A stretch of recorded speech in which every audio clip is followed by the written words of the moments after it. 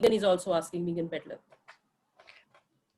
So where do we put them? Whether we put them nominal? Okay, Yeah. cool. Yep, we'll get to that in just a second when we get over to the measure, and I'll explain each of the measures properly. Thank you. Yeah. I'm just making sure that we're recording. Yeah, we are recording. Okay, so the first thing that we will do is we will name our variables. So the first variable is age. Now see how it has string here?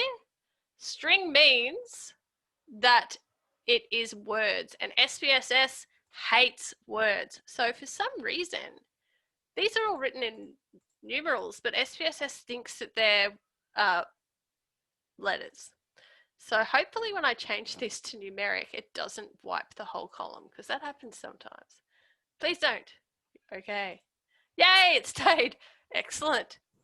Megan, now, it's to do with the way the survey program records the information.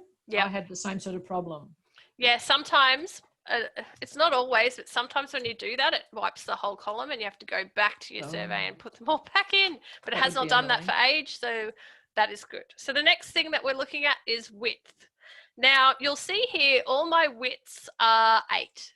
I have a thing with SPSS where I like everything to be nice and tidy. So before the tutorial today, I've changed all those to 8. I've changed all my column widths to 8. And all that means is the size of these columns over here. Can you see those? The widths and the kind of heights of each column. I also like to center align everything. So that and all that means is that my letters and words are centered in the column.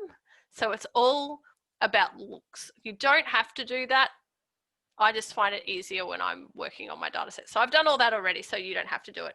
And I've put most of my data into 0 decimal points because a lot of my data was done in round numbers and there was no decimals put in. But that would depend on how your data goes in. If there's decimals in your data, don't change those.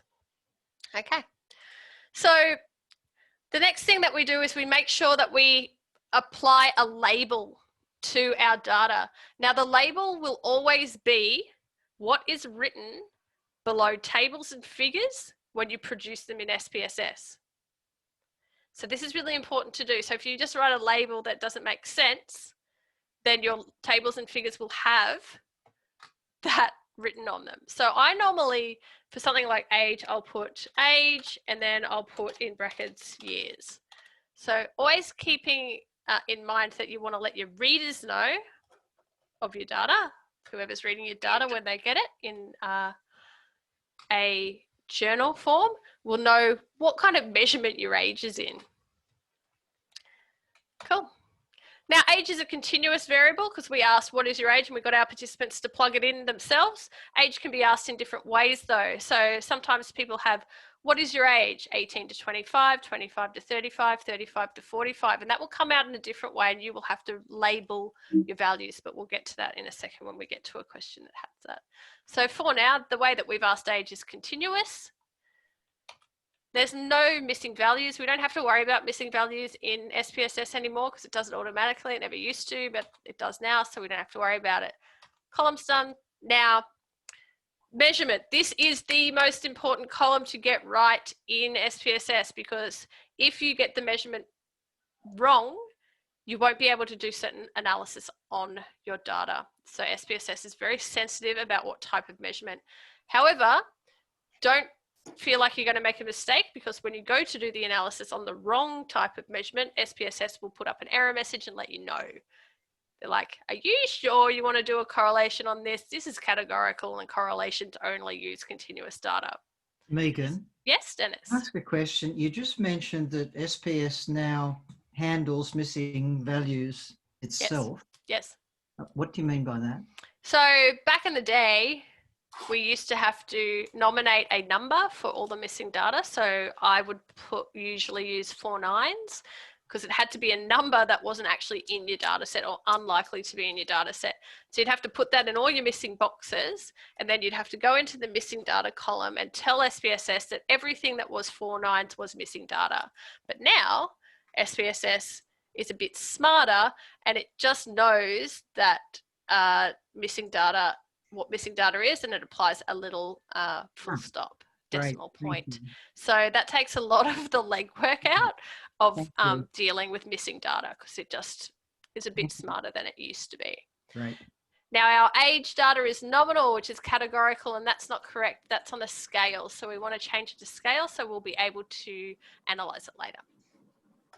So really the only boxes that we need to really attend to are the name of your variable, the label that the variable is going to have on its tables and figures, the values box, which we will get to in a sec, and your measurement. The rest are kind of just formatting type that you can do yourself if you choose. I know a lot of people who don't even bother.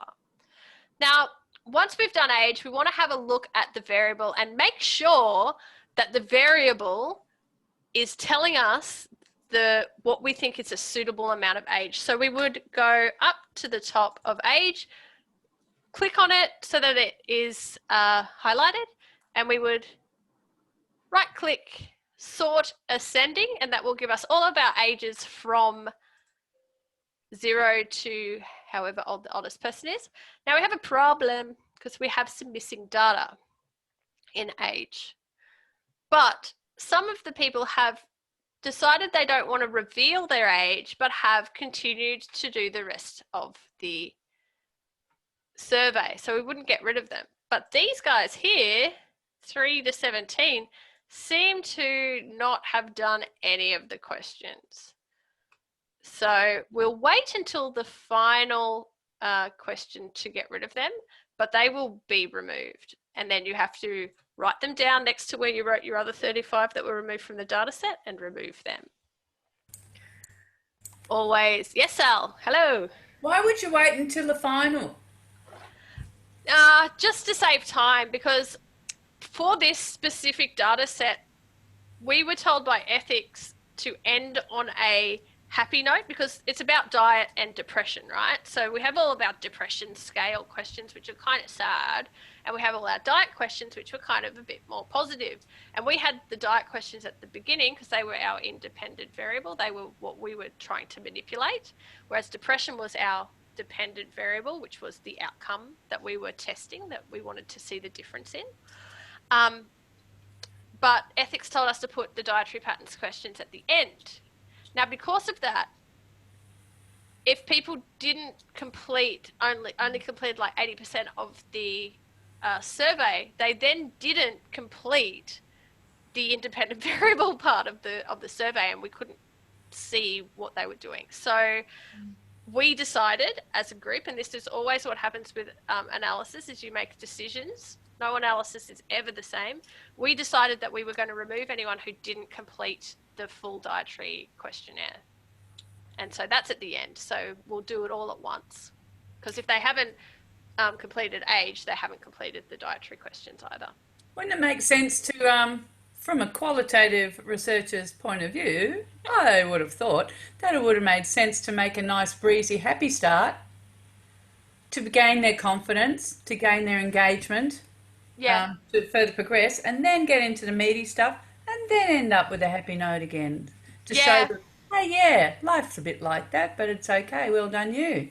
Yeah, but we only had depression questions and then diet questions, and we had them around the wrong way, and they didn't want us to leave people thinking about their depressive symptoms when they left the survey. Thanks. No problem. I completely see what you mean, though. Okay, cool. So we'll leave those guys for now. But now we want to troll through the age column and just make sure that the ages look like they are correct. Because remember, our age range was 18 to 44. So we want to make sure that they fall there. So we've got 18, 19, 21, 20s, 20s, 20s, 20s, looking good. 30s, 30s, 30s, 30s, 40s, and they should stop at 44. Some have not. So this is what happens with your participants. Sometimes they get past your qualifying question when they're outside of your qualifier. So we have to remove those people. But 1989 still fits in. Can anyone tell me what age someone in 1989 would be in 2020? 41. How much? 21. 31. 31. Yeah, suck it, 31. maths. Okay, so we just changed that to 31 because that person's obviously put their birth year in. Now, the people who are 50 to 63 need to be removed. So then you remove them and you write them down. There we go. So our age column is completely clean. Nice and clean, except for those people who didn't. Megan, I think you still had another wrong age in there. I think you had a 48 in there somewhere. 47, 48. Thank yeah, you, 2 of them. Dennis. Sure. We will clear those, write down how many you got rid of and why on a little side note. Excellent. So that's our age variable done. Thank you to Dennis for looking at those extra ages. All right, so we can fly through this a little bit faster now because we are only looking at name, label, values, and measurement. So we'll go quickly through it. So marital status, keeping in mind that SPSS does not like spaces in their names. So marital status doesn't need a measurement because it's categorical. No spaces in name, spaces are allowed in label. Now, with categorical data, they're asked differently. So remember, age is on a continuum. We just asked people to put in their age. Marital status was asked, are you single, de facto, registered partnership, non-registered partnership, married, divorced, or widowed? Now, if I was doing this for a journal publication and I wanted to put my participant characteristics into a table, I wouldn't want to put all of those choices in. So I would change this variable. I would generate a new variable to partnered and unpartnered. Makes it easier for your participant characteristics. Do you want me to show you how to do that? Yeah, cool. Yay. All right, so we're going to generate a new variable. So we go up to transform. We're going to,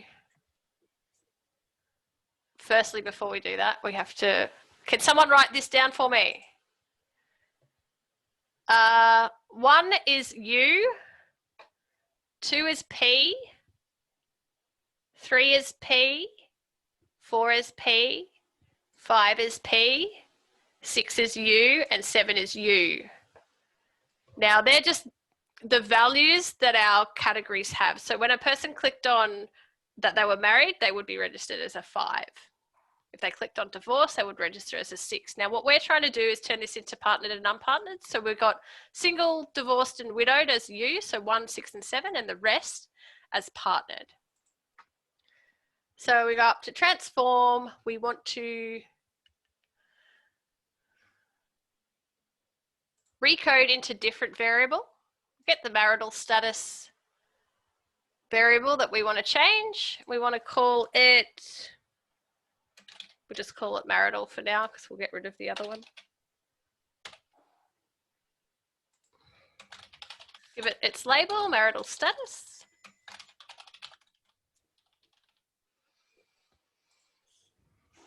All the new values. So where we had a 1, who was doing my U's for me? What was 1? Anna was doing it. Okay. Anna, what was 1? You.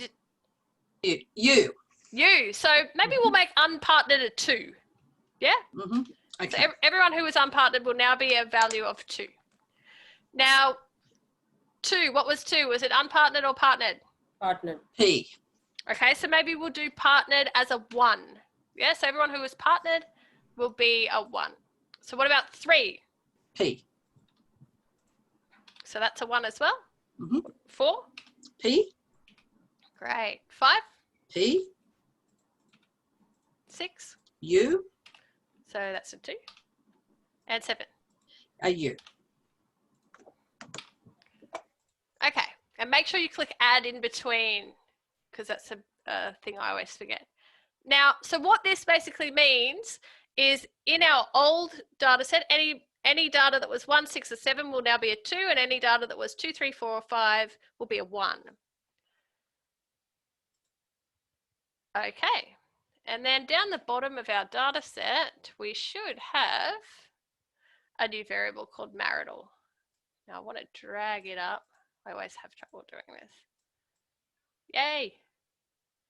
So you just want to click and drag it up to here. We want to now go to our value box and we want to click one was partnered. Thanks, Anna. I was reading your lips there. Oh.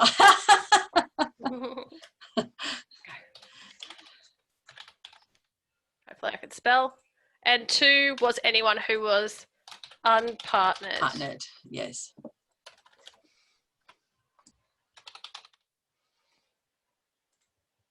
Okay. Now we've got decimal points we don't want, so no. So we want 0 decimal points. It's a numeric value, marital status, 1 partnered.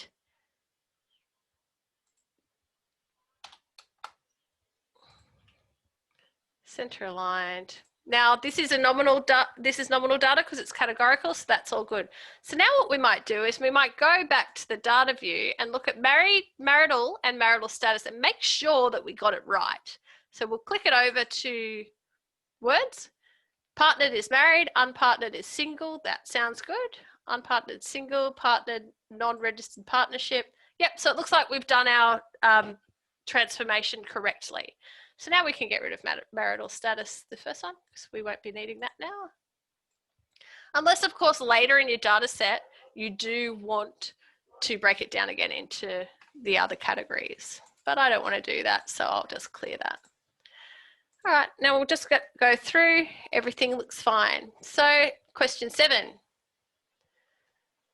Highest level of education attained. So education, can't spell. Still can't spell. Education level. And I'll just fix that.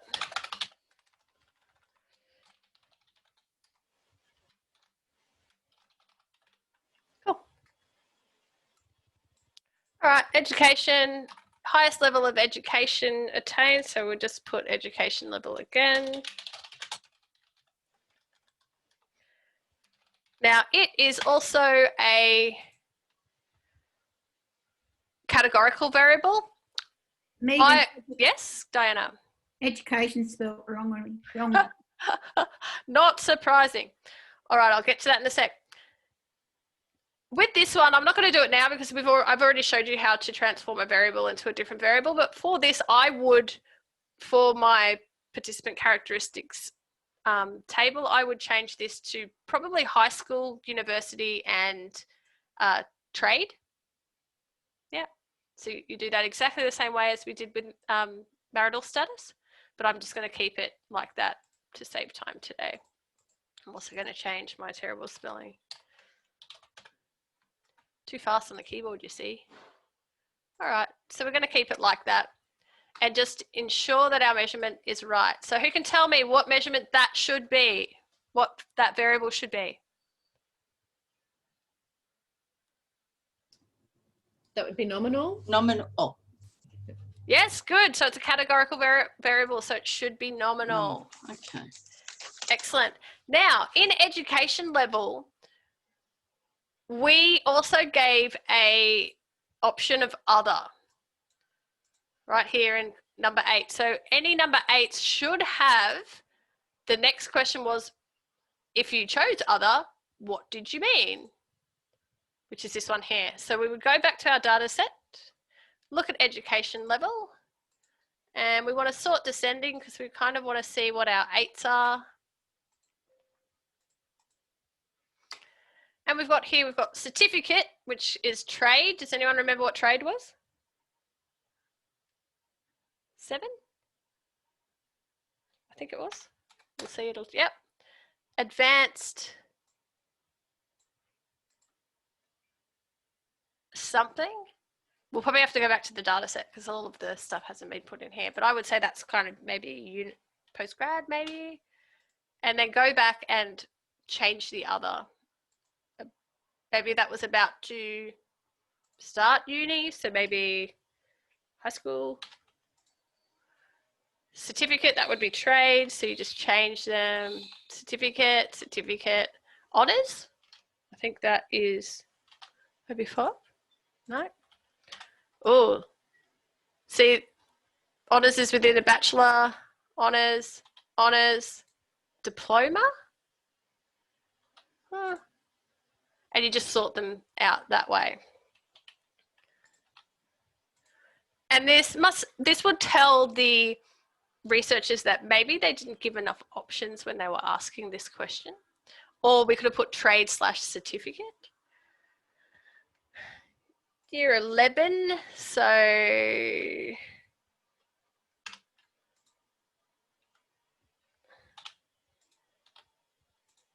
year 9. Oh, see, there's a problem with our data set as well. The highest level of achievement that we gave was year 10, but anyone who left before year 10 didn't have an option. So this is a really good way of like seeing what sort of mistakes you have made or what sort of ways you could improve your surveys. You've also got year 10 as being year 11. Yeah, because that person did year 11, so the highest level of their achievement was year 10. Okay. Yep, very good. I don't know what that means, so I'm just going to get rid of it. That way you can get rid of all your others and they will actually fit into your data set. So maybe put him as a, yeah. That way we can now get rid of that text box because we've kind of decided for ourselves what education level everybody is. Yep. Cool. What's question 10? Do you identify as vegetarian, vegan, or omnivore? Now, this was one of our most important questions in our data set because one of our research questions was, is there a difference between the dietary patterns and depression levels of omnivores, vegans, and vegetarians?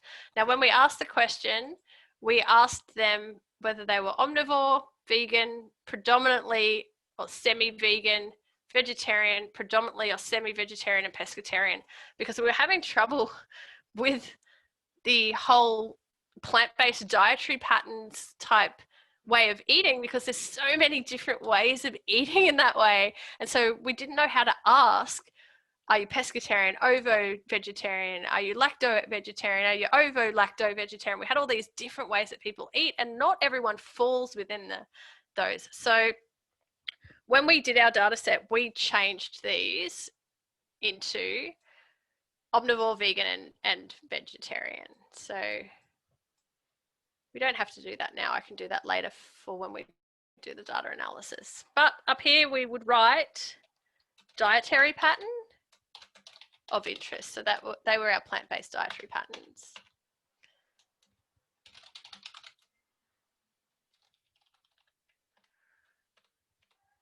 And what sort of measurement should they be?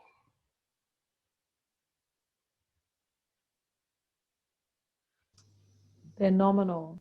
Yes, very good. So they're our categorical variables. So you can see that SPSS often gets these wrong. And then the same as with education level, with that dietary pattern, we also asked other. So a couple of them said pescatarian, which was already a question, so I don't know why they just put that, which was a 6. Vegan, which was a 3. Raw vegan, which was a 3. Mostly vegetarian. I think vegetarians were the 1s. No, that was omnivore. Don't want to put them there. Vegetarians was 5. Yep. Cool. And that would change all of those. Whole foods. Where would we put those guys? Whole foods. That's a hard one because do we know whether they mean whole foods as in meat eating or plant-based? We don't know. So we could leave them as other. Keep in mind we can now get rid of the text box because we've absorbed it into the other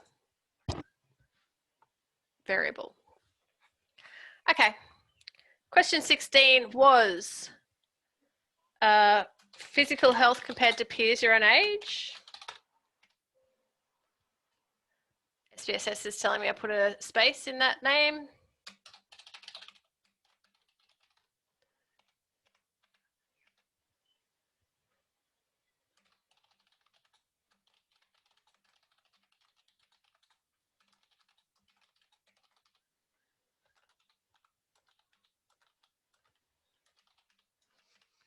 Okay, and the answers that they were allowed to give was very good, good, fair, sometimes good, and sometimes poor, and then poor. So what measurement should that be on? That would be a scale, would it? It's a categorical data. So it will be nominal as well. It's the little categories. Most of it will be from now on. We don't have very much continuous data. Okay, then we've got sunlight exposure. And that was measured less than 5 minutes per day, I think. 5 to 10 up to 3 hours. So always putting our measurement in so we're not confused. It's also a nominal and so forth and so on. So Megan, excuse yes? me, why would you put that as nominal rather than ordinal? Rather than, yeah, wouldn't you That's put a that good ordinal? point. Yeah, you could. That's very good. I mean, Reach it out. might not be relevant when you come to do the data. Yeah. I'm just wondering, yeah, okay. Yeah, and that's a hard part when you start doing Likert scales because they're ordinal, but most people put them categorical. So yeah, you I guess have it to be. depends on the question. I just got another question Yeah. I've got your attention. Yes, yes. These changes you're making, particularly where you take out a column, would you include that in your methods like you did when you took out the individuals, or because you're not deleting the data, would you leave it in, would you not mention it? You don't need to mention it unless you're removing actual participants. So the participants themselves are the data. The columns, not so much. No, that's what I thought. Unless Thank you're you. doing something like you measured depression in 2 different ways, like using the CESD-10 or the SF-36, and you've decided that the SF-36 doesn't really answer your research question, you remove that and you don't use that. That would be worth mentioning. Okay, thank you. Next one, sleep quality. I'm going to do these really quickly so we can get to the actual Likert scales, because these are all our demographics. Sleep quality.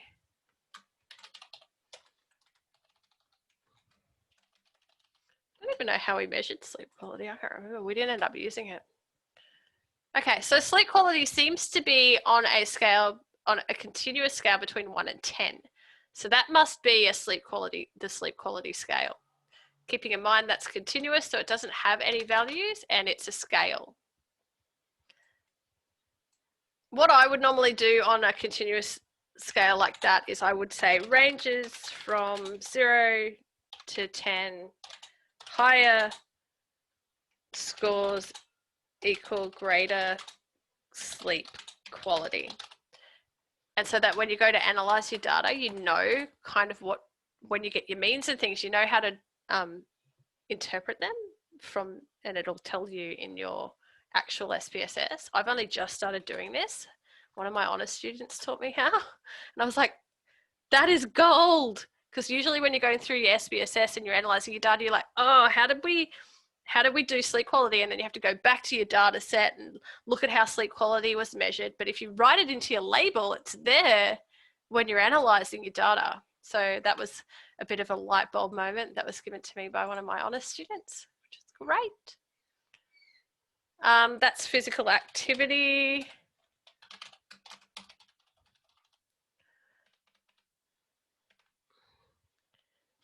How many days have you done a total of 30 minutes in the last month? How do I write that? Physical activity.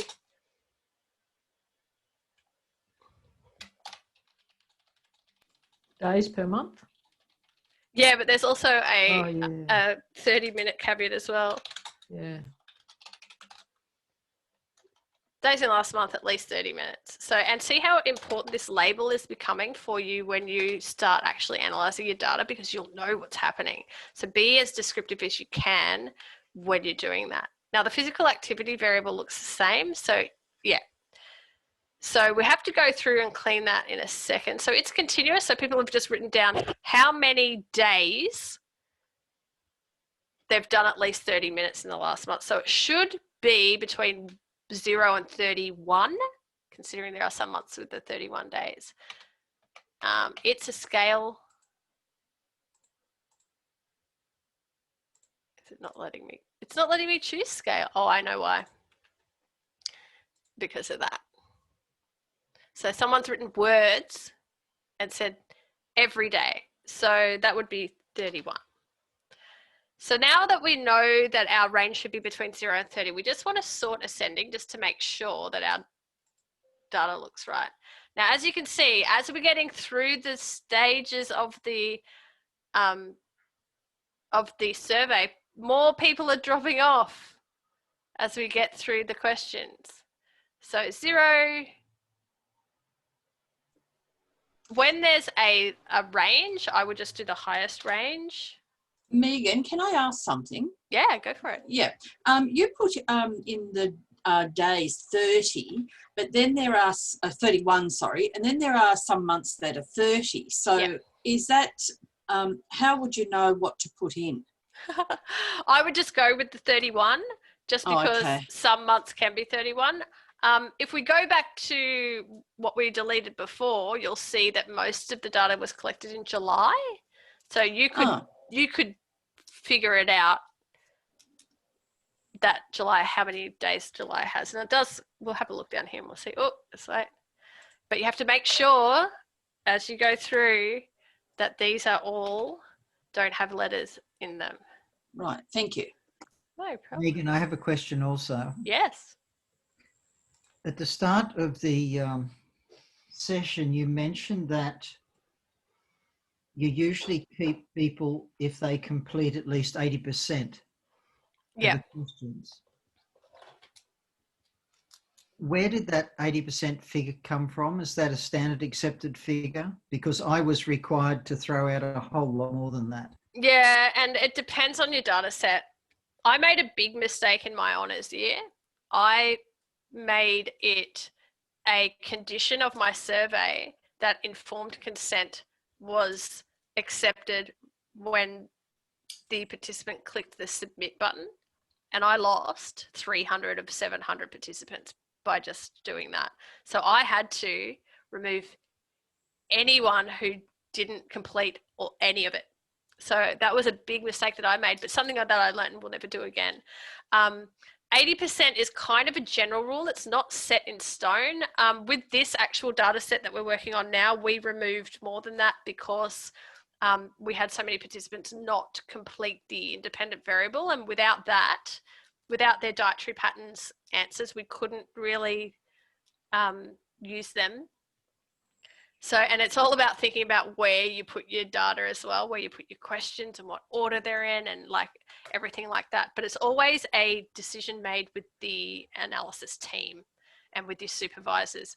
And never have I ever seen a data set that hasn't had many meetings about decision making in what you're going to do in the data cleaning section. So try not to make the decisions on your own if you're ever in that situation. Also a mistake I've made. Where does the general rule of 80% come from? Is that just a tradition in statistics? Yeah. Is there an evidence basis for that? Or? There might be. I don't know. It's just what everyone says, at least 80%. Okay, thank you. Okay, so we've got a couple of people who have said 31. So it seems there might be 31 days in July when this was released. Almost every day. So we'll say, we'll give them 31 and then every day as well. So just making sure there's no letters in your columns. Looking good. So now we should be able to change physical activity to a scale. Please work. Nope, not going to let me. I might need to refresh the data set. Okay.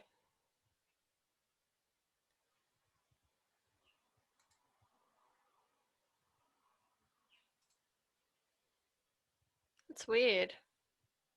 So I clicked sort descending and it's given me 8 7s and 6s. Very interesting. Something's going on with that variable. I'll look at it later. Okay, next one. Okay, so the next set of questions is question 45, 1 to 20. Now this is where we move on to our variables that we want to test. So all the ones that we've done so far are demographics, age, marital status, education level, sunlight exposure, things like that. They were actually confounding variables. So with depression, we know that diet is one of the things that may affect it, but so is physical activity levels, quality of sleep, sunlight exposure, social functioning, that sort of thing. So we want to include them in our analyses. So we ask the question. Now, question 45 is our depression scale. Now, we asked 20 questions in a pre-validated scale called the CESD-10. No, CSD20, sorry, CSD10 is my data. So we would call this the CESD1 because we want to make sure that we understand that that's the first question that was asked in our CESD10 and 20, sorry. I'm going to keep saying that. Then the label is always what the question was. So the question was, please answer on a scale of from 0 to 3, rarely to none of the time, to 3 most of the time, how often these applied to you in the last week. That was the question, and that was all put in front of this here, and I erased it before we came today. What you want to keep is what the actual individual specific question was for the CSD1. So CSD1 was, I was bothered by things that usually don't bother me. So I would always keep the question in. That will help you later on if you get lost or stuck and you need to go back to your data set to see what is happening. All of these are, as we said before, ordinal. So we'll change it to ordinal. And then what I like to do is I like to copy. So right click, copy, and then go all the way down to number 20. Why did it do that? And paste. So they all turn into ordinal. So you can do that at the end of your data set with these columns and that are center aligned and 8s. You can copy and paste into SPSS, which is really handy. You don't have to do it manually, but we do have to do these ones. So CSD 2, CSD 3. They don't like dashes.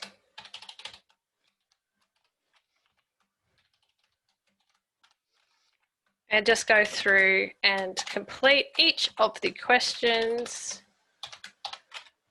Oops, that was the wrong one.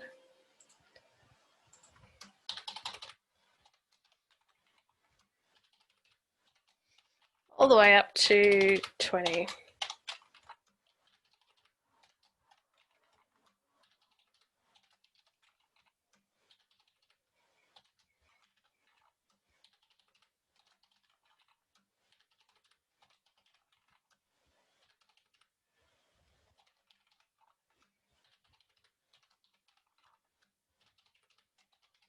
So funnily enough, did I say it before? Data cleaning is always the slowest part of any data analysis. Always. In every single data set that you do, this part is the part that takes the longest. Setting up the data so that it is analyzable. And then going through the assumptions and descriptive statistics. Okay, so they're all our CSD 10s, 20s, sorry. And all of their relevant values that was asked in that question, they were measured on a scale, on a Likert scale, between 0 and 3, rarely to most of the time, and they're all ordinal. So the next thing that we need to do is we need, and this is where I got really stuck in my honesty. I'm like, I've got all these questions about depression, but I don't know how to analyze them in a data set. So what you need to do is you need to go back to the paper that the CESD came from and find out how they measured their data. Now, I think the CSD has some reverse scored questions. So you'll see here, on question 1, if a person said they were bothered by things that usually don't bother them, rarely was a 0, and 3 was most of the time. So if they scored a 3, that means that they were scoring high on a depressive symptoms, and when they scored a 0, they were scoring low on a depressive symptom. So now we need to just go through our data set and make sure there's no reverse asked questions. So I don't feel like eating, that seems like that's the same as I was bothered. I felt that I could not shake off the blues, that's the same. I felt I was just as good as other people. This is a reverse scored question, because if they say I felt I was as good as other people and they scored 3 most of the time, that means that the question's around the wrong way. Now, the reason that we reverse score questions on scales is just to catch anyone who is not who's not doing the survey accurately or just going through and clicking whatever. So question number 4 is reverse coded. I had trouble keeping my mind on what I was doing as not. I felt depressed. I felt that everything I did was an effort. Number 8 is reverse coded. So I felt hopeful about the future. That doesn't indicate depression. I thought my life had been a failure. I felt fearful. My sleep was restless. I was happy. So 4, 8, and 12. So it seems like all denominations of 4. I talked less than usual. I felt lonely. People were unfriendly. I enjoyed life. Another reversed question. I cried spells. I felt sad. I felt that people disliked me. I could not get going. So these are all our data set. But before we can generate a variable for depression overall for a participant, we need to reverse code those questions. Does anyone want to see how we reverse code the questions? Do you want me to show you how to do that? Yep, Dennis does. So back up to transform. So the same place where we transformed the age variable or the marital status variable, transform. This time we want to recode into same variables. So we want to turn question 4, 8, 12, and 16 into its reverse of itself. So we're going to go and find those. What were they? I felt I was just as good. I felt hopeful. I was happy. I was happy. And I enjoyed life. I enjoyed life. All over into numeric values. Now, old and new values. Oh, that's where I didn't. Okay, that's all right. Go back. 0 to 3. I should have remembered that. Recoded to same variables. Try again, Megan.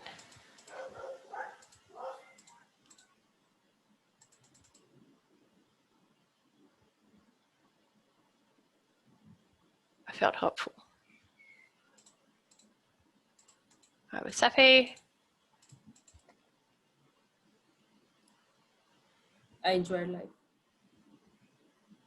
Next. Great. Thank you, Gurmeet. So now what we need to do is we need to get all those values. When they have a 0, we want them to be a 3. Where there was a 1, we want it to be a... There's 4, isn't there? 0, 3, yeah. 1, 2, 2, 1, 3, 0. So all the old values were 0 to 3, and now we want them to be 3 to 0, so that they are now going to be measured on the same, comparably to the other ones that were not reverse coded. So we continue, okay. And then for question number 4, we then need to change the value labels around because they don't match anymore. So we want to change, we want to make 0 most of the time.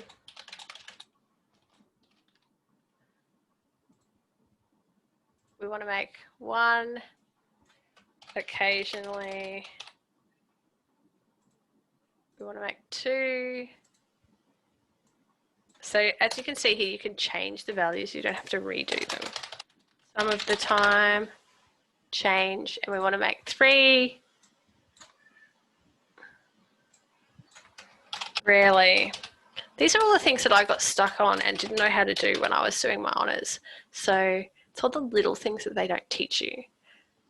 Right, so that one's done. You want to copy that one and you want to paste it into number 8, number 12, and number 16. Then you can leave yourself a little note on each of them if you want that you reverse coded them. So just put a little R, just so later you're like, what is happening here? Why are these different? That would definitely be me. Okay, so noted that they have all been reverse coded. So the next thing that you do, and because this is our dependent variable, so it's the outcome that we're trying to see whether there has been a change, we want to give every participant an overall depression score. Now they've given us all these answers on feelings of depression or symptoms of depression, so we want to take them all and we want to give everyone their overall depression score. So what we'll do now is we will transform, compute a new variable. The new variable is going to be called CSD total score.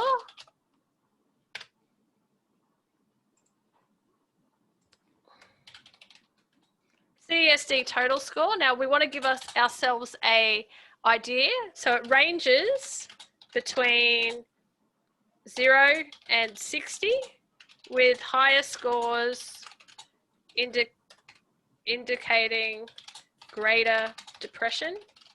Megan, we can't see your workings. I don't know where that little box has gone. Here it is. So we've typed a little letter to ourselves that will go into the label box and I've gotten this from the CSD papers. So it ranges between 0 and 30, 0 and 60, sorry, with higher scores indicating greater depression. The cutoff is 16 for that one. So anyone with over 16 will be considered to have depression. Then what we want to do is we want to take each of the depression questions and we want to add them together. Now the paper tells us to do this as well. Some papers tell you to add them together and then to average them, but the CSD 10 is just a total score of all of the scales together.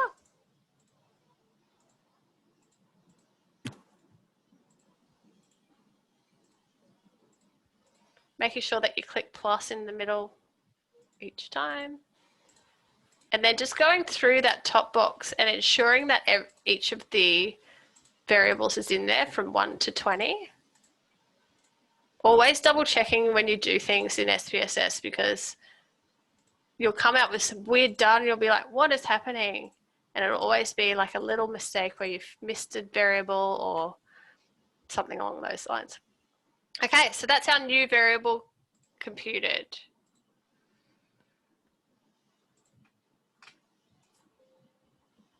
Okay, and it will be down the bottom here. So there's our CSD total.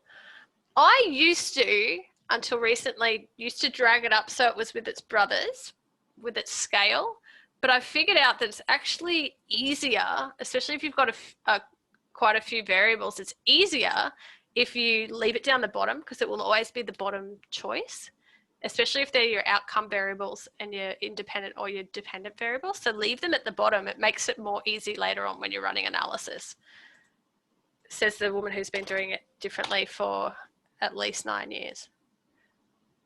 Okay, so we've got our CSD total there.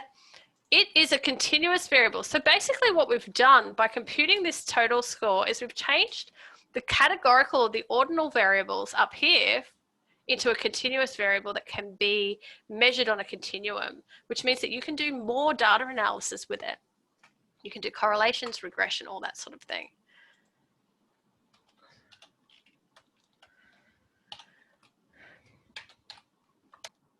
It makes it much, much easier. So it is a scale variable, so it is correct. Now our independent variable is a dietary patterns question. It was called the plant-based dietary pattern. So we called it the PBS, I think.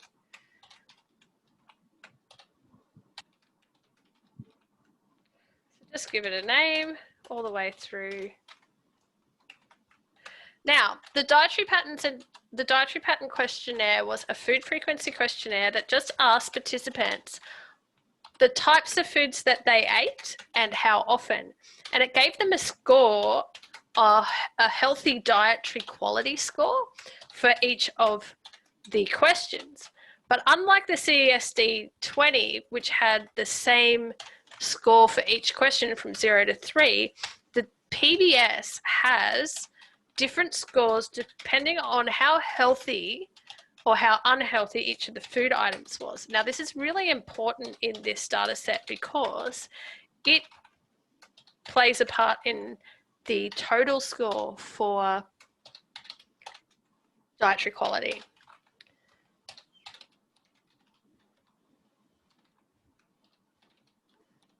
And we reverse scored any questions that were about meat, milk, or eggs because we were looking at vegetarians / vegans and omnivores. But then we figured out when we did our analysis that we were helping the vegans and the vegetarians get a better quality dietary score because they didn't eat meat, eggs, and milk. But we were actually disadvantaging the omnivores. So we did 2 analyses. We turned this into the plant-based dietary score, and then we turned it into an actual dietary pattern score. So the omnivores weren't being disadvantaged, and then we compared the 2. So when we didn't reverse score the meat, dairy, and seafood and eggs ones. So as you can see here, each of the questions has a different one. So the question, how often do you eat whole grain cereals? 0 for never, 5 for 3 or more times a week. So they got a score of 5 if they ate quite a bit of whole grains. Whereas with how often do you eat fruit, it was 0 to 4 and 5. Never to every day or almost every day. With the meat question, let's have a look at one of them. 0, so people who ate meat more than 5 times a week actually got a 0, whereas never once a week or less got a 4, and that's because they've been reverse coded because our population of interest is vegans and vegetarians. So as you can see, that's a very important part of this assessment was that we did compare the 2 when we reverse coded. Okay, so the PBS, really simple, exactly the same as the CESD 20, except for their ordinal. So we just copy ordinal and drag them all the way down and paste. So they're all ready to go. So the next thing that we need to do, because we'd already reverse coded those, is we need to compute the variable for the PBS to give us our independent variable total score. So the independent variable is the variable that we are manipulating. So we're manipulating dietary pattern, or we're testing the manipulation of dietary pattern to find out how that affects depression. So transform, compute variable. Now, one of the good things that SPSS does is that it keeps all your data that you did use earlier. So if you make a mistake, you can go and change it. I have used that so many times, but in this case, we want to do a completely new variable. So we will reset. Excellent. So our new variable will be PBS total. Our label will be plant-based dietary pattern total score ranges between 0 and 100 with higher scores indicating greater diet quality. Now, always making sure that you get these around the right way. I had a situation this year with one of my honours students who accidentally interpreted her value around the wrong way and wrote that it was higher scores indicated less depression. And when we were analysing our data, we couldn't figure out why everything was like around the wrong way. She was getting negative scores where she should get positive scores, and we checked all her data, but it just ended up that she was interpreting it around the wrong way. So we went back to the paper and she's like, oh, it's actually greater symptoms of depression rather than lesser. So when you're writing those labels up, just make sure you get them around the right way. Okay, and then same as with the CSD, we're just going to pop them all into we're just going to add them all up. And this is going to give us our independent variable total score. So now we have our demographics. We have our confounding variables like sunshine, sunlight exposure, sleep quality, physical activity that could be affecting depression outside of nutrition. And we've got our independent variable, which is diet, which is what we're manipulating to see if there's an effect. And we've got our outcome variable or our dependent variable, which is depression. Miss 17, Megan. I thought that it's been 18, 19 there.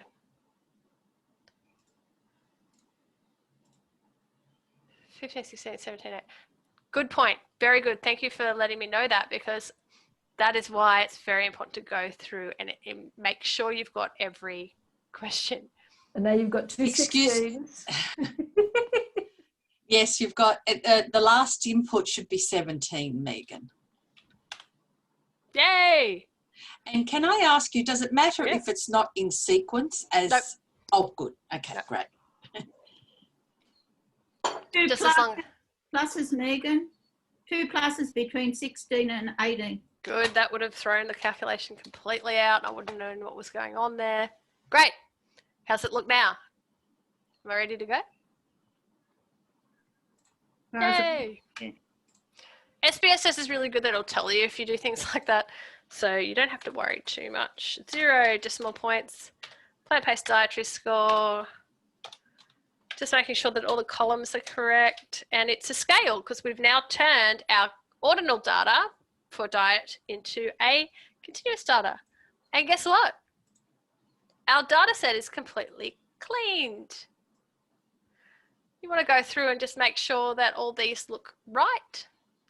And the last thing that we need to do is we need to make sure that anyone that doesn't have a PBS total score gets removed from the data set, because then we're not asking them for that. They haven't got a measurement on the independent variable. So we'll sort ascending.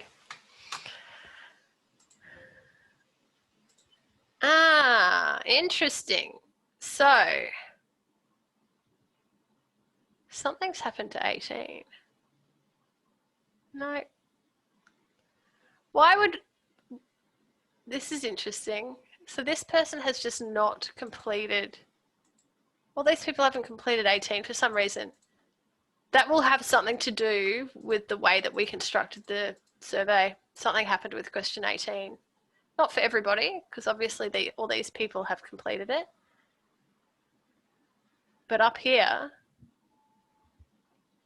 that's interesting. And that makes the person not get a total. Can you see that? So what I would normally do with those groups of people is I would go and have a look at what the average is for these, for all of their questions,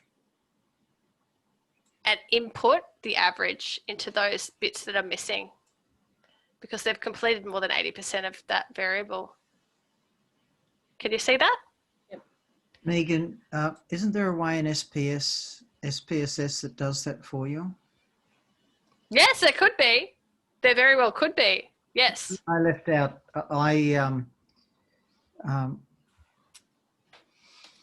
I incorrectly set up my survey in the same way, and no one answered one question. And so it was, what's it called, logic sequence or something, where if they answer in a certain way, they get a certain question? Yeah, so it's called, logical sequencing or mean imputation. Yeah. But this is really interesting because I'm reanalyzing this data at the moment and I've just figured this out. So I'm now going to have to go back through the data that I've got and fix that because I've deleted all of those. Anyone who didn't get a PBS total, but knowing that that's not correct. So see? Cool. So for this situation, we'll just get rid of them because I don't know how to do a mean imputation. I'll have to go and look it up. I have done them before, but that is one of the things with statistical analysis. It flies out of your brain and you have to Google it quite often. So we've got this many people, so 253 people who didn't get a PBS score. So that's quite a lot to remove from your whole data set. Considering we only had 400, so it's left us with 111 participants.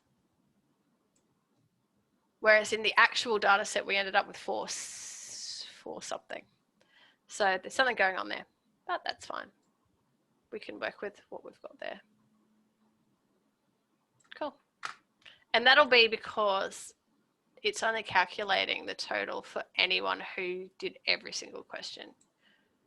So this is exactly a really good example of having to go and talk to your supervisor or to your analysis team about what you're going to do at each stage when you come across something like this. Because you don't want to get rid of 3/4 of your data set just because they've missed a couple of questions in the scale. In fact, I don't really like taking them out, so I won't put them back in. There we go. So now we've still got 364. We're going to have to do something about that PBS total score later. Cool. So when you go through each of the data, let's see how many of the CESD10 we're missing. Oh, where are they? Over here. So we'll sort that ascending and see how many we're missing from that. That might get us, yeah, only 46. So as you can see, as you go through the survey, less and less people finish as we go along. Cool. All right. So any questions before we'll spend the last 20 minutes kind of doing some descriptive statistics?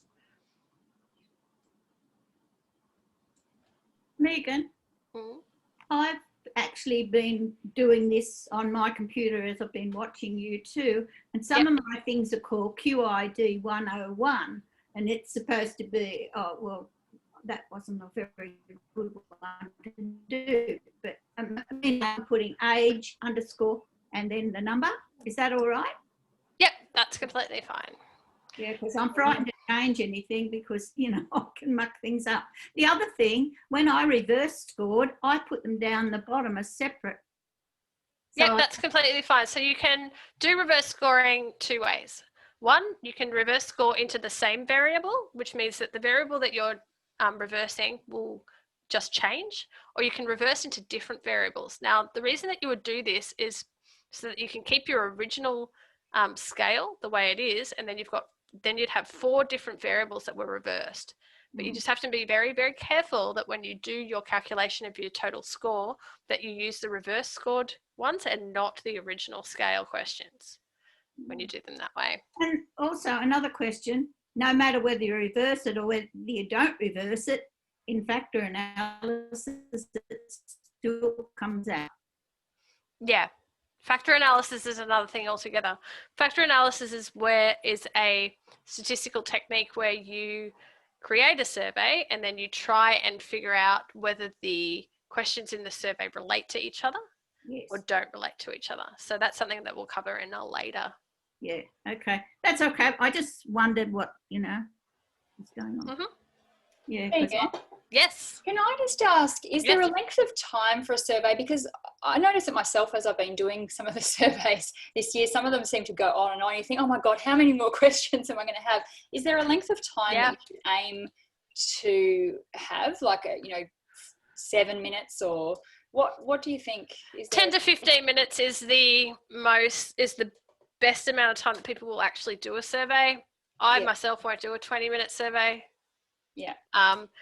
There is an ethical requirement that ethics should be all over, that you don't overburden your participants with stuff, especially if you're asking questions like, say in this one we asked the demographics, but then we asked CESD, but then we also asked another depression scale and another depression scale, because we wanted to compare the different scales. That's not appropriate. You can do that, but I don't think it's appropriate because you're overburdening your participants. This one was 10 minutes and it had a few other questions in it. We had a quality of life scale. We had, what else did we have? We had the DAS as well. But yeah, it only took 10 minutes. So that's probably the best amount of time. Yeah. Okay. Yeah, good question. Any other questions before we move on to descriptives? Cool. Okay. So does anyone know what the difference between descriptive statistics and inferential statistics are? No, that's okay. So just as their names suggest, descriptive statistics describes your data set, what it looks like, what your participants look like. What sort of people are they? What characteristics do they have? What sort of averages do you have across your independent and dependent variables, those types of things. Whereas inferential statistics infer meaning to the data. So they are more of your classical statistical analysis, like correlations, regressions. That's where you come up with your p-values and you find out if what you're finding is significant. Whereas descriptive statistics just tell you what your data looks like. Descriptive statistics are always the first place that you start with your data and are always very similar no matter what your data set looks like. So if I have time, I'm going to show you how to do descriptive statistics on continuous data, how to do descriptive statistics on categorical data, and then maybe next time I will show you how to do descriptive statistics across groups.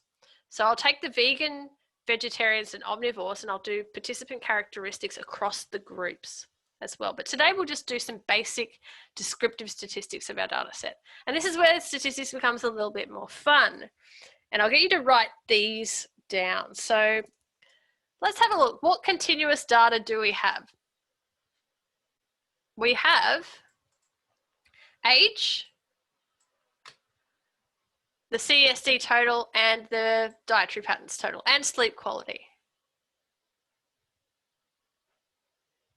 I think physical activity was too, wasn't it? Physical activity, yeah. Oh, that's right. We couldn't change that. I'm going to figure out why it's doing that as well. And this is something that always happens at SPSS. It's always doing something and you're like, why are you doing that? But it'll have something to do with how those how the numbers have been put in. So let's go and have a look at our continuous data first. So all of our data that can be put on a continuum. So we'll go write this down, analyze, descriptive statistics, frequencies. Now when we're doing frequencies for continuous data, we always uncheck the display frequency tables box. And SPSS will tell us that we're doing that because it might be an error. Then we want to put all of our scale data, the ones that have the rulers, into the variable box. So we've got age, we've got sleep quality, and we've got our independent variable and our dependent variable. Now with continuous data, we want to look at the average, which is what? Can anyone tell me how we find an average of our data? What should we click? Mean. Yeah. The median, which is our middle number, our mode, which is the most common number in our data set. We want to look at our standard deviations, the minimum score and the maximum score, and that will help us to see if the scores fall within the ranges that they should. So it's another way of cleaning and making sure that your data is looking right, that there's no mistakes. Skew and ketosis. Now what that is, that tells us if our data is normal or whether it's skewed positively or negatively. So we'll get to that in a second. I don't really ever look at the other ones. Always the first thing you do when you're looking at your data is to look at a figure or a picture of what your data looks like. So with continuous data, we always do histograms, and we always want to see the normal curve on the histogram. Okay, and then you'll get your output box, which looks like this. Sometimes it takes a little bit. And these are our continuous descriptive statistics for our data set. Now our PBS might look weird because we had all those missing datas, and there was only 100 or so that were actually had a plant-based total score, which I have to go back and have a look at later. But this box tells us all that. Anyone can tell me what big N means? Number. The number of participants in your total population of data. What's little n? Does anyone tell me what a little n means? Group number, I'd say. Mm-hmm. Probably the group number. Yep, so a subset of the population. So for age, which is this column here, we've got 316 valid points and 2 people who didn't put their age in. So 2 missing. Can anyone tell us what the average age of this data set was? 31.97. Yes, I'd round that up. 32 was our mean age.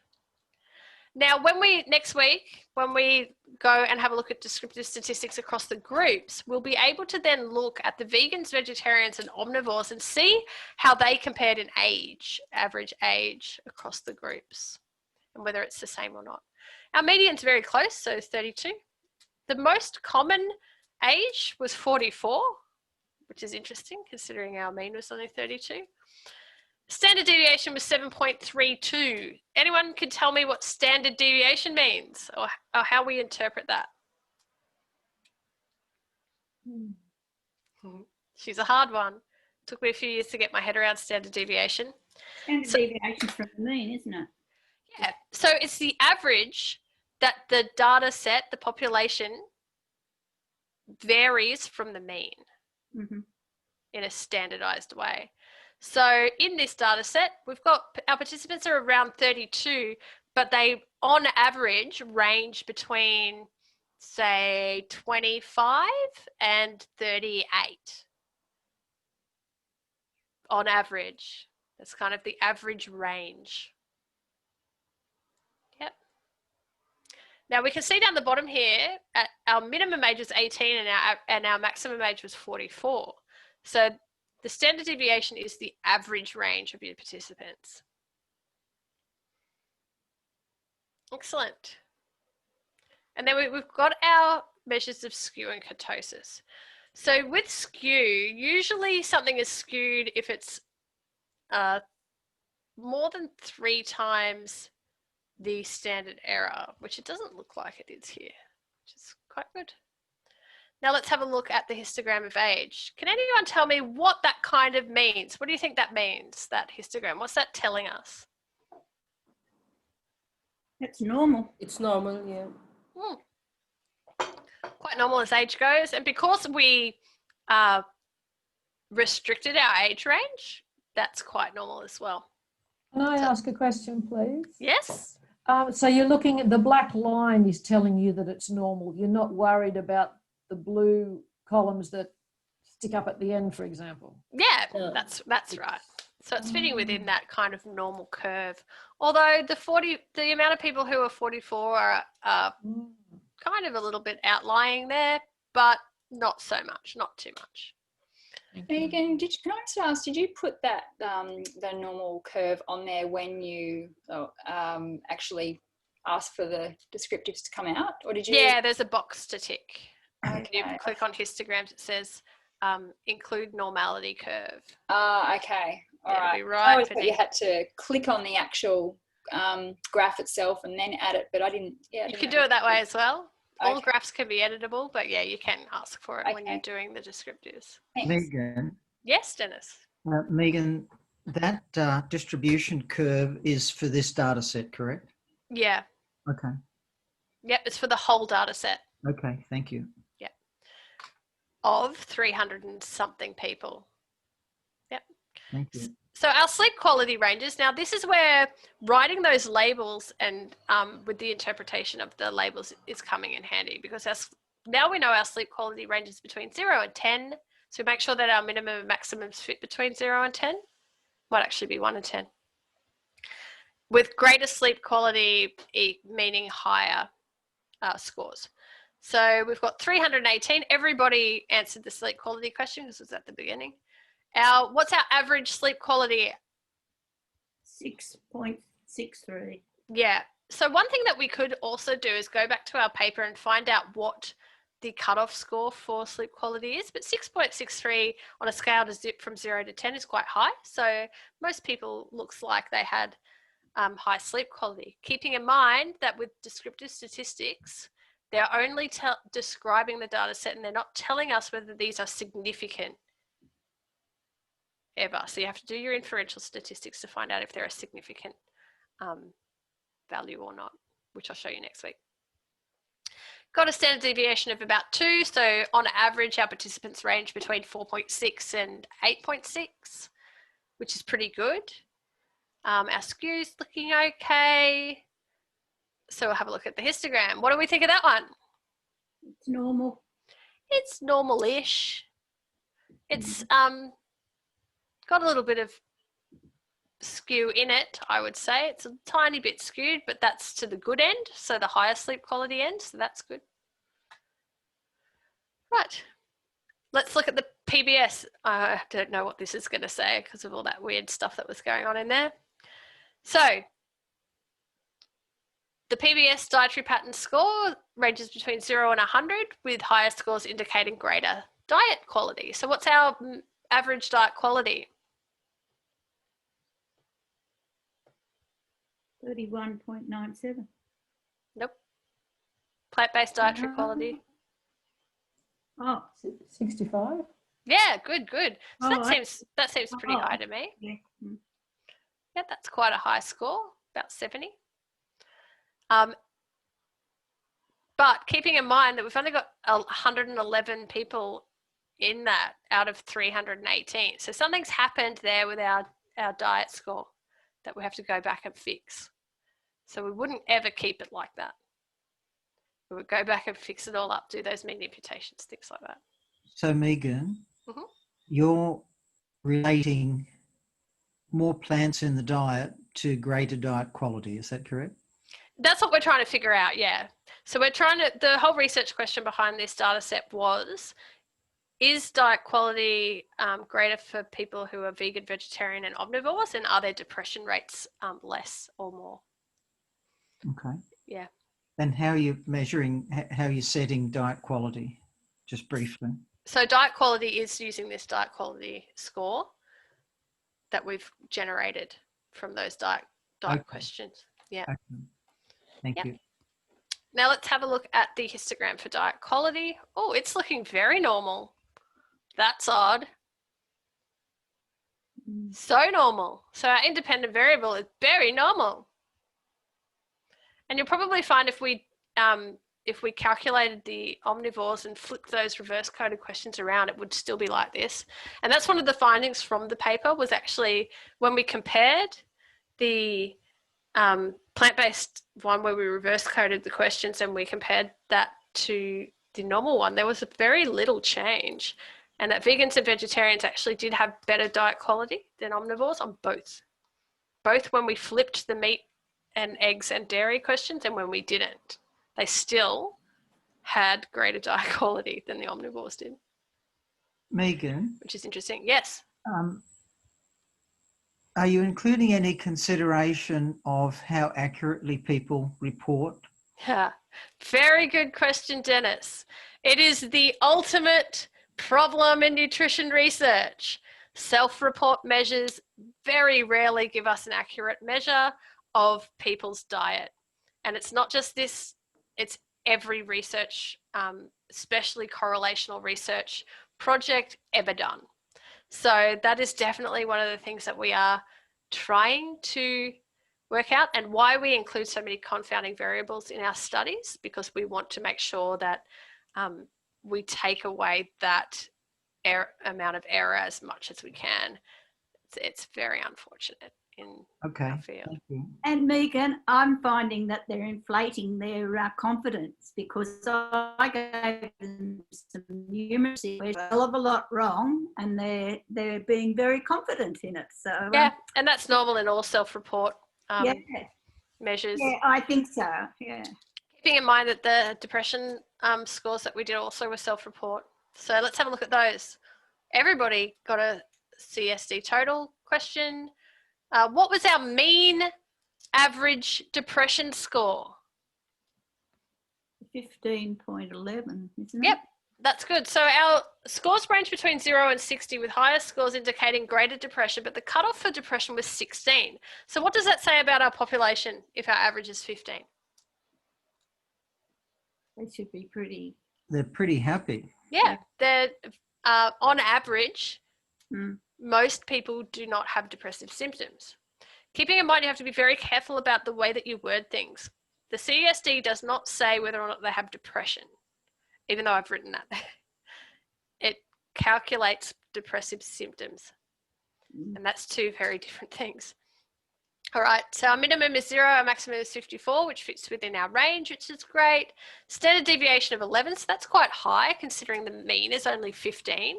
So we've got a wide range of scores by the looks of things with that standard deviation. Let's go and have a look. Can anyone tell me what's happening with our depression histogram? It's skewed positive. Yep, positively skewed. Now what that means is that most people don't have depression symptoms. Mm.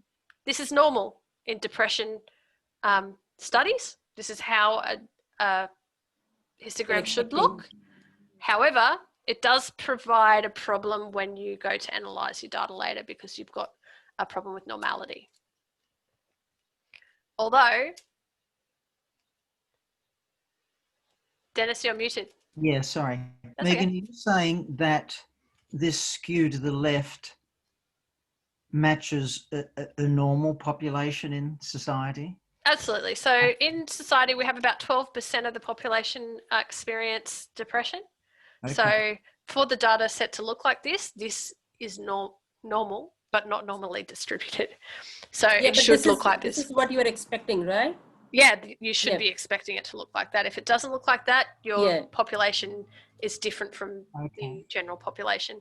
The problem that you have, though, is because the depression is your outcome variable, the outcome variable is now skewed. So you need to have more than 30 people in each of your groups, vegetarian, vegan, and omnivore, to meet the central limit theorem, which suggests that if you have more than 30 in each group, normality doesn't matter. Megan, can you just very briefly remind me of what was your selection criteria for your sample? In what way? To? Who did we ask? Yeah. Australians between the ages of 18 and 44 across Facebook, Instagram, etc. Okay. Yeah. And Megan, how you divide into different categories? Like you will do a multi-group analysis? Yeah. So next week we'll break the groups into vegan, vegetarian, and omnivore, because they're in those 5 groups at the moment. I'll change them so that they're all so vegan. I have a similar question, like second research question is mine. Like I'm going to divide them into 5 or 6 categories, and then look at the factors in different ways, like different categories. So my supervisor asking, how do you going to analyze it? So definitely I'm going to do multi-group analysis. So, but does it show in the model as well? Like I am using combi model. So I don't think it will show in the model anywhere, like I'm dividing into different categories. So it will only work as an analysis part, right? Yeah.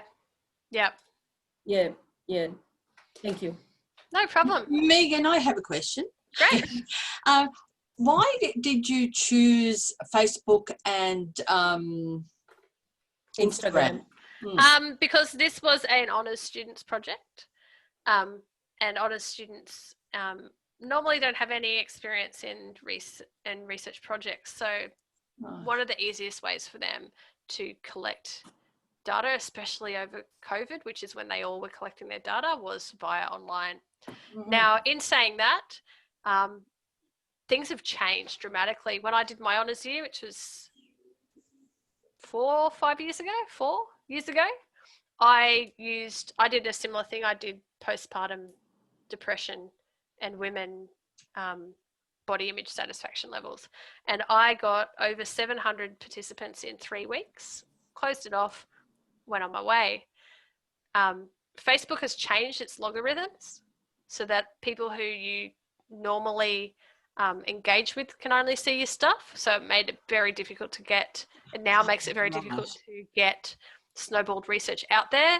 There's also gatekeepers now. So ethics requires that we all, before we do a survey, we all go to any of the Facebook groups that you want to distribute your data, your survey on, and ask permission from the admin. And you have to give proof of your permission from the admin at your ethics stage. And a lot of admins say no. So that there's problems with that. And then we had COVID also came in, and everyone has research fatigue because, like Elise was saying earlier, there's heaps of surveys out there at the moment trying to determine the effects of COVID. So everyone who's doing normal research, we're finding it very difficult to get participants. Luckily, we got 400 in this one. My other honours student got 26. Oh. And so we had to completely change how she was going to analyse her data because she did not get enough participants. So things are changing. Okay. Social media is no longer the wonderful data collection tool it used to be.